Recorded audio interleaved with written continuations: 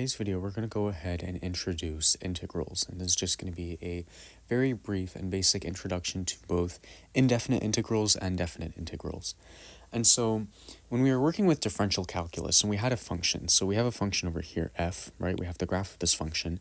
And when we were working in differential calculus, we could think about a couple of things when it came to this function. We could think about its concavity. We can see that here it would be kind of concave down, right? Because we know you could use, our first and second derivative tests. Over here would be concave up, and here would also be concave down. So we could, figure that out without even using the graph of the function. We could just use the equation of f if we had it, and we could use our knowledge of the first and second derivative and stationary points in order to determine what this function may look like. We could also think about the rate of change of this function at certain points, right? We could think about maybe this point over here if we wanted to find the slope of the tangent line. Then we could go ahead and find f prime evaluated at this point, or the first derivative evaluated at this point. We could think about kind of local extrema, so we could take this point over here and figure out that its first derivative is equal to 0, and then use a little bit of testing. Same thing for this point over here and this point over here.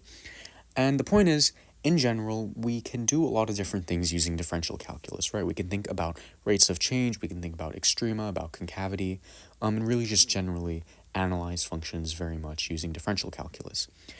But there's a couple of things that we can't necessarily do using just our knowledge of differential calculus exclusively. So let me go ahead and kind of clear this graph up a little bit. Okay. So let's suppose that we had kind of a portion of this graph and we want to think about it. So let me actually continue. Okay. There we go. So let's suppose we wanted to consider this little interval of the function. So from this point over here to this point over here, let's say that this x value is a and this x value over here is b. And let's suppose we wanted to think about the area between the curve and the x-axis, or the area beneath the curve, if you will. So this area right over here, I'm just marking it in red. This area, below the function of f, or below the graph of f, I should say, and above the x-axis. This area right over here, we can go ahead and call this area A, right? Now, we can't necessarily use our knowledge of differential calculus, and maybe if we had the graph, we could try to approximate it by kind of using some geometric properties, which we'll discuss in future videos.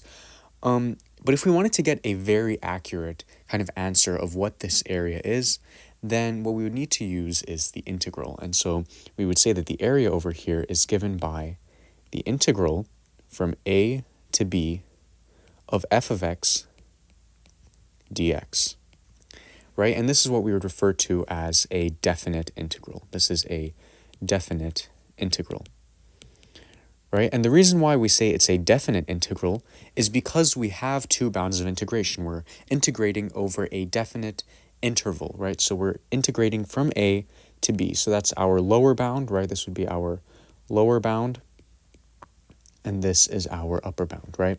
So we have a fixed upper bound and we have a fixed lower bound, and they are defined, and so we can say that this is a definite integral, right? We know we have a certain interval over which we are integrating. So this is our upper bound over here, right?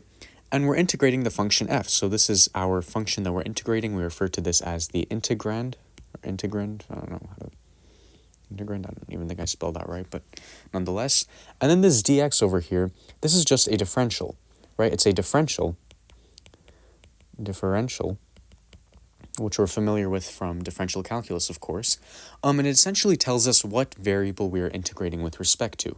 And so, if you're later on working in multivariable calculus, this will become a lot more important. But for now, we can just think that if this is a function f of x, then we're integrating with respect to x. So we say f of x dx, right? Or if it maybe was a function of time, like f of t, then we would say f of t dt if we are integrating with respect to time. So that differential over there just tells you what variable we are integrating with respect to. And so this may seem like complete nonsense at this point. However, that's simply because we haven't really delved into the actual math behind this. So I'm just giving you a general introduction to the terminology and the notation over here. And this definite integral kind of looks like an elongated s in a way. And so the area under the curve over a certain interval is given by a definite integral. And similarly, if we took maybe over here, we said this was c and this was d, and we wanted to kind of find this area right over here, right? Then we could say that the area, so let's call this maybe A2. We'd say that A2 is just going to be equal to the definite integral from c to d of f of x dx, right? And there are many different ways to evaluate integrals or to approximate them using the graph. And of course, there's the mathematical way, which is, again, the most accurate way. We're going to learn all these methods later on throughout this lecture series. But essentially, a graphical interpretation of a definite integral is kind of just the area under the curve, the area bounded by the curve and the x-axis. Similarly, we could think about the area from B to C, right? We could think about this area down here, and this area is actually below the x-axis, and so we could go ahead and maybe call this one A3, right? And again, that would just be the integral from B to C of f of x dx, and you're going to come to find that this is going to be a negative number, and the reason is because it's below the x-axis at this point. But again, this is something that we're going to cover later on, so no need to worry about that just yet. As long as you're familiar with this notation, or as long as you're more comfortable with this notation and kind of what it graphically represents. You can think about it as the area beneath the curve of a function and the x-axis, or above the curve and the x-axis, depending on whether or not the function is positive or negative. So that's kind of the way to think about it. And this kind of interpretation, we refer to it as the accumulation of change. So accumulation